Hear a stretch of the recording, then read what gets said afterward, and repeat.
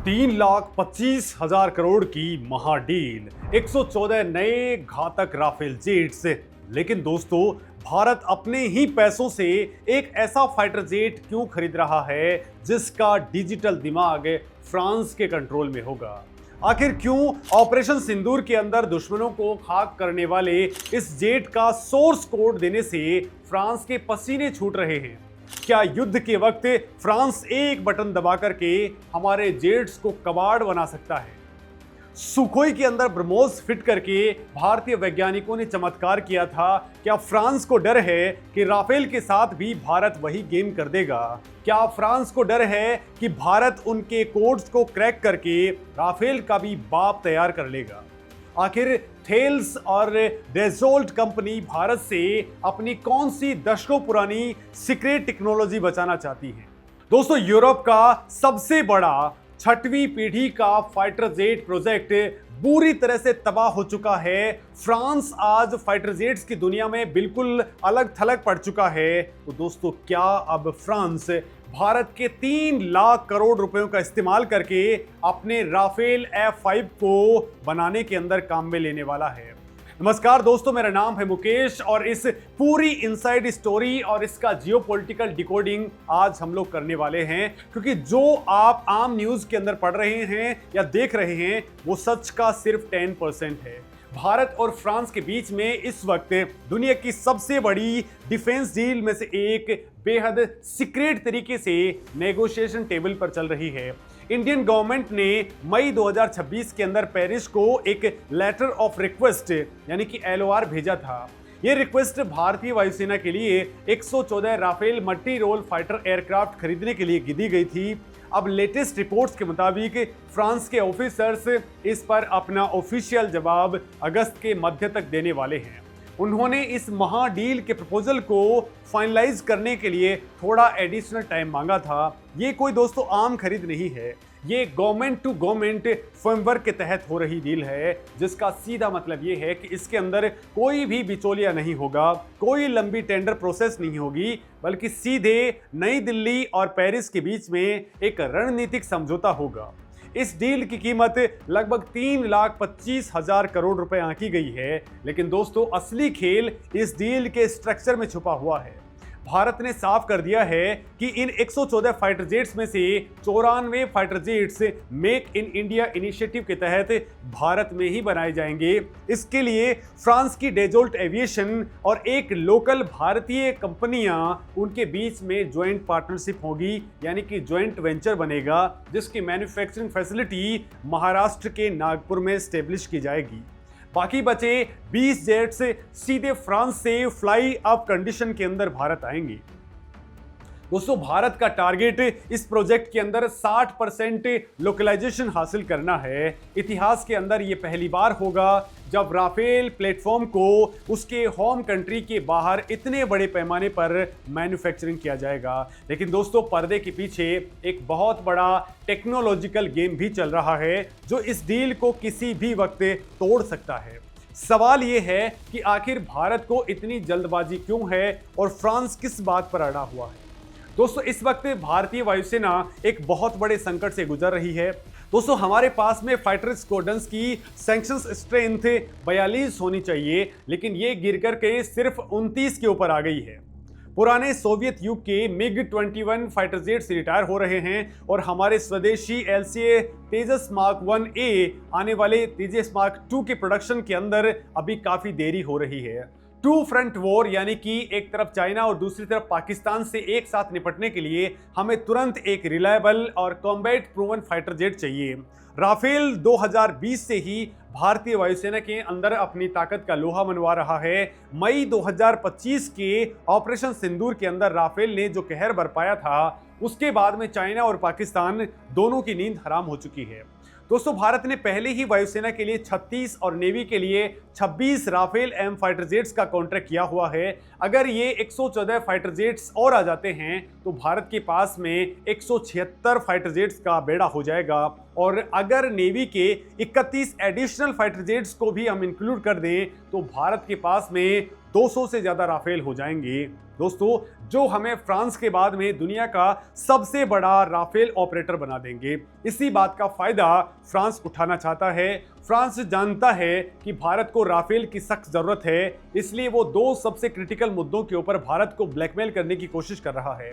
पहला मुद्दा है राफेल का सोर्स कोड और दूसरा है उसका आईएसआर रडार का इंटेलेक्चुअल प्रॉपर्टी राइट यानी कि आईपीआर। और यहीं पर दोस्तों इस पूरी डील का सबसे बड़ा सस्पेंस छुपा हुआ है।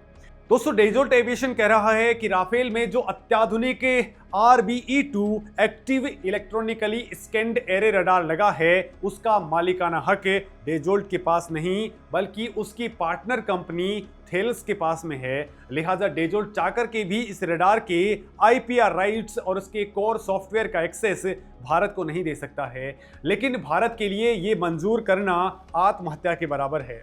अगर कल को भारत अपने राफेल के अंदर अपना खुद का स्वदेशी उत्तम gallium nitrate based ISR radar लगाना चाहेगा तो फ्रांस की आईपीआर रिस्ट्रिक्शंस की वजह से हम ऐसा नहीं कर पाएंगे। इससे भी बड़ा और खतरनाक मुद्दा है सोर्स कोड का। किसी भी फाइटर जेट का सोर्स कोड उसका डिजिटल दिमाग होता है।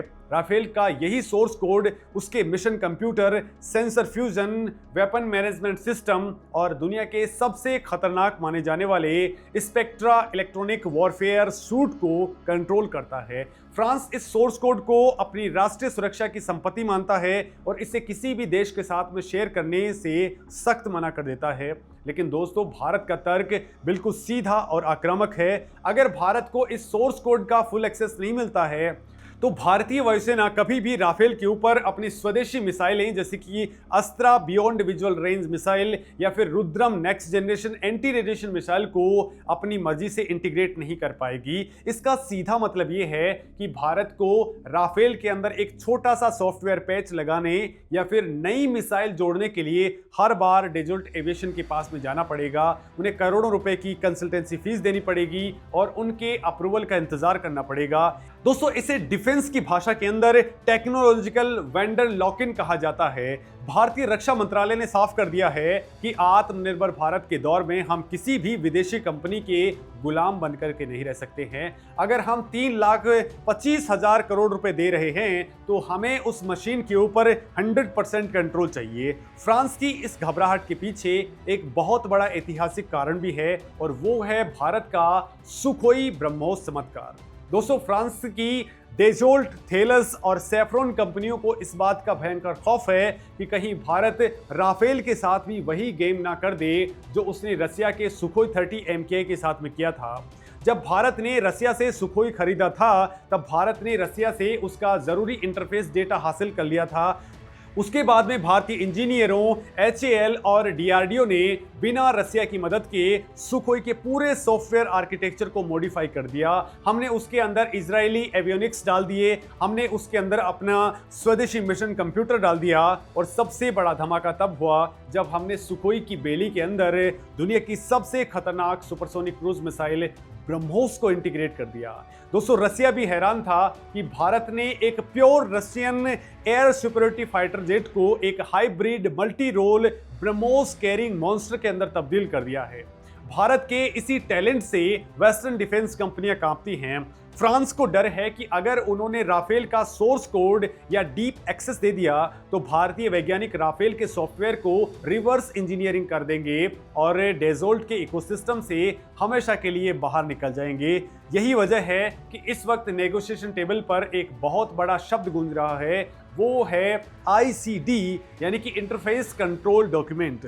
दोस्तों रक्षा मंत्रालय ने डेजोल्ट के सामने शर्त रख दी है कि अगर आप नेशनल सिक्योरिटी का बहाना देकर के हमें कोर सोर्स कोड नहीं दे सकते तो कम से कम हमें ICD का फुल एक्सेस दीजिए। ICD कोई सोर्स कोड नहीं है बल्कि ये एक ऐसी टेक्नोलॉजी ब्लूप्रिंट है जो ये बताता है कि विमान के हार्डवेयर और सॉफ्टवेयर बाहरी हथियारों और सेंसर्स के साथ में कैसे कम्युनिकेट करते हैं।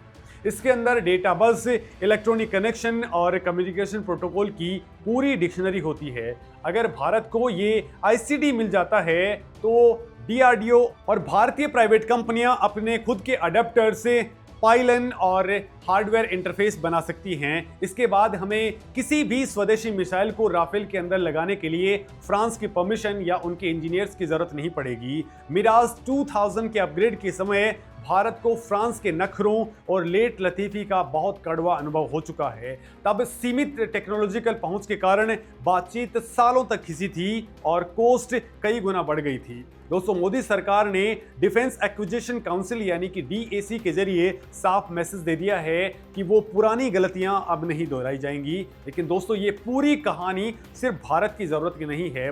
कहानी का असली क्लाइमेक्स तो फ्रांस की मजबूरी के अंदर छुपा हुआ है, और ये मजबूरी इतनी बड़ी है जिसने यूरोप की पूरी डिफेंस इंडस्ट्री के अंदर भूचाल ला दिया है। मिड 2026 के अंदर यूरोप का सबसे महत्वाकांक्षी छठी जनरेशन का फाइटर जेट इनिशिएटिव, जिसे FCAS कहा जाता है, वो ऑफिशियली तबाह हो चुका है। फ्रांस, जर्मनी और स्पेन ने मिलकर के तय किया था कि वो अमेरिका के F-35 को टक्कर देने के लिए एक फ्यूचर कॉम्बैट एयर सिस्टम बनाएंगे। लेकिन दोस्तों, ये प्रोजेक्ट शुरू होने से पहले ही अहंकार और इंडस्ट्रियल पॉलिटिक्स की भेंट चढ़ गया। दोस्तों, फ्रांस की रिक्वायरमेंट ये थी कि ये फाइटर जेट एयरक्राफ्ट कैरियर से ऑपरेट होने लायक हो और न्यूक्लियर स्ट्राइक कर सके, क्योंकि फ्रांस के पास में न्यूक्लियर वेपन्स हैं। वहीं जर्मनी की ऐसी कोई जरूरत नहीं थी। सबसे बड़ा झगड़ा डेजोल्ट एविएशन और एयरबस के बीच में हुआ। डेजोल्ट चाहता था कि पूरे प्रोजेक्ट का इंडस्ट्रियल लीडरशिप और डिजाइन कंट्रोल उसके पास में रहे, जबकि जर्मनी की एयरबस बराबर का वर्क शेयर और टेक्नोलॉजिकली ट्रांसफर मांग रही थी। डेजोल्ट ने अपनी दशकों पुरानी सीक्रेट एविएशन टेक्नोलॉजी जर्मनी को देने से साफ इनकार कर दिया। नतीजा ये हुआ कि फ्रेंच प्रेसिडेंट इमैनुअल मैक्रो और जर्मन चांसलर फ्रेडरिक मर्ज ने इस जॉइंट प्रोजेक्ट को हमेशा के लिए दफन कर दिया। दोस्तों, इस कोलैप्स के बाद में फ्रांस आज ग्लोबल डिफेंस एरिना के अंदर बिल्कुल अकेला खड़ा है। फ्रांस के पास में अब छठी जनरेशन का फाइटर जेट बनाने के लिए ना तो कोई यूरोपियन पार्टनर है और ना ही अंधाधुंध पैसा। और यहीं से फ्रांस का नया प्लान भी स्टार्ट होता है, और यहीं से भारत के 3,25,000 करोड़ रुपए की अहमियत समझ में आती है। दोस्तों, FCAS के टूटने के बाद में फ्रांस ने अपना पूरा फोकस राफेल F5 स्टैंडर्ड के ऊपर शिफ्ट कर दिया है। दोस्तों, फ्रांस का मास्टर प्लान ये है कि वो 2034 तक राफेल का एक ऐसा अपग्रेड तैयार करेगा जो 5th और 6th जनरेशन के बीच का एक हाइब्रिड मॉन्स्टर होगा। राफेल F5 कोई मामूली सॉफ्टवेयर अपडेट नहीं है। इसके पूरे एयरफ्रेम को मॉडिफाई किया जाएगा। इसके अंदर advance secure fibre optic data network बनाए जाएंगे और इसका डिजिटल आर्किटेक्चर पूरी तरह से क्लोज्ड रखा जाएगा ताकि साइबर अटैक से बचा जा सके। दोस्तों, सबसे बड़ी बात, इस नए F5 के अंदर सेफ्रॉन का M88 T-Rex इंजन लगेगा जो राफेल के मौजूदा थ्रस्ट को 20% बढ़ा करके 88.2 किलो न्यूटन तक लेकर के जाएगा।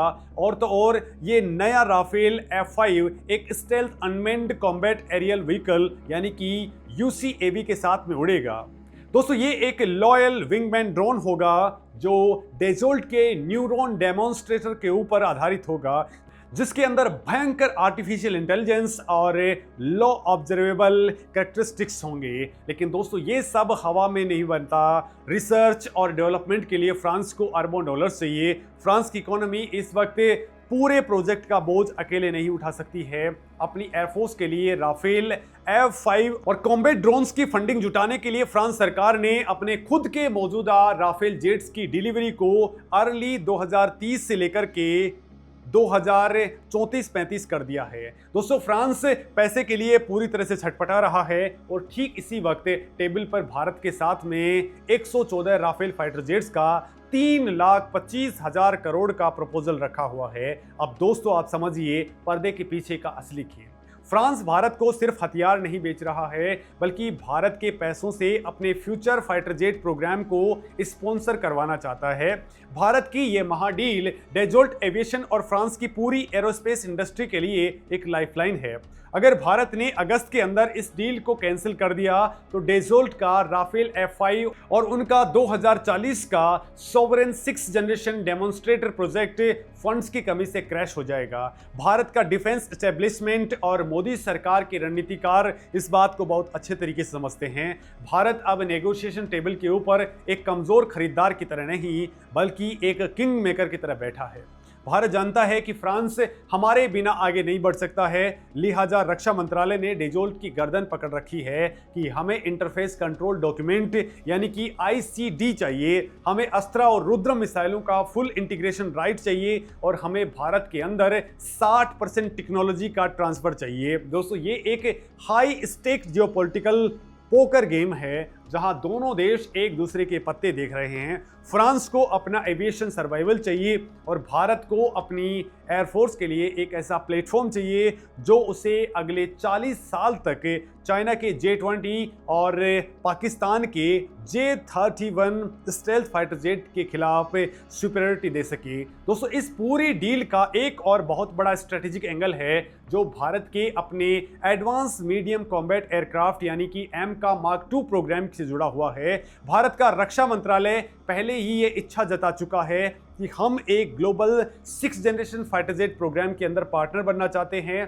दोस्तों, अब जब फ्रांस FCAS से बाहर निकल चुका है तो एक आज़ाद और इंडिपेंडेंट फ्रांस भारत के लिए सबसे बेहतरीन पार्टनर बन सकता है। दोस्तों, फ्रांस का डेजोल्ट एविएशन अब एक नेशनल डिमोन्स्ट्रेटर बनाने जा रहा है जो 2031 या फिर 32 के अंदर अपनी पहली उड़ान भरेगा। दूसरी तरफ भारत के गैस टरबाइन रिसर्च एस्टेब्लिशमेंट यानी कि GTRE ने हाल ही के अंदर फ्रांस की सैफ्रॉन कंपनी को AMCA Mark II के लिए 110 से लेकर के 120 किलो न्यूटन का टर्बोफिन इंजन को डेवलप करने के लिए चुना है। दोस्तों, ये कोई इत्तेफाक नहीं है। भारत के इंजन डेवलपमेंट का टाइमलाइन जहां 2031 के अंदर ग्राउंड टेस्ट और 2035 के अंदर प्रोडक्शन होना है, वहां फ्रांस के राफेल F5 और 6th जनरेशन डेमोन्स्ट्रेटर के टाइमलाइन से बिल्कुल मेल खाता है। दोनों देशों की जरूरतें, टाइमलाइन और दुश्मन बिल्कुल साफ हैं। फ्रांस को यूरोप की राजनीति से मुक्ति मिल रही है और अब वो खुलेआम इंटरनेशनल पार्टनर्स को इनवाइट कर रहा है।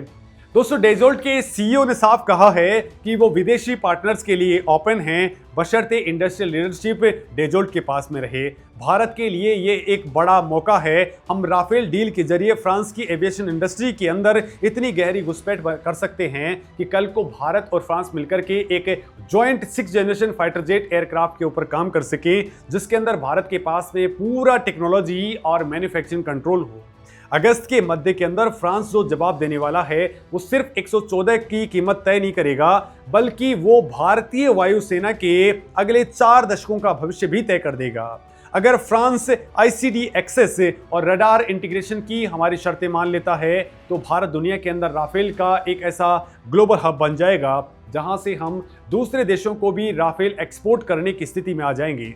दोस्तों, राफेल F5 की जो टेक्नोलॉजी 2033 के बाद में आएगी, भारत अपने मौजूदा सभी राफेल जेट्स को उसी 5th जनरेशन हाइब्रिड स्टैंडर्ड के ऊपर अपडेट कर सकेगा। दोस्तों, हमारे मौजूदा F4 स्टैंडर्ड के जेट्स कोई टेक्नोलॉजिकल डेड एंड नहीं बनेंगे बल्कि एक इन्वॉल्विंग प्लेटफॉर्म साबित होंगे। लेकिन अगर फ्रांस अपनी जिद पर अड़ा रहता है और हमारी मिसाइलों के इंटीग्रेशन के लिए सोर्स कोड या फिर ICD देने से मना करता है तो भारत के पास में प्लान B तैयार है। भारत इस गवर्नमेंट टू गवर्नमेंट डील से पीछे हट सकता है और अपने पूरे 3 लाख करोड़ के बजट को सीधे तेजस Mark II, AMCA और सुपर सुखोई अपग्रेडेशन के प्रोग्राम के अंदर डाइवर्ट कर सकता है। दोस्तों, डिफेंस सेक्रेटरी राजेश कुमार सिंह के ऑफिस संभालने के बाद में जो कॉम्बैट कैपेबिलिटी असेसमेंट हुआ था उसके अंदर स्पष्ट कर दिया गया कि भारत की राष्ट्रीय सुरक्षा के साथ में किसी भी तरह का वेंडर लॉक इन बर्दाश्त नहीं किया जाएगा। अब दोस्तों, आपको क्या लगता है इस पूरे जेट की डील को लेकर के? अपनी जवाब आप कमेंट सेक्शन में जरूर दें। नमस्कार दोस्तों।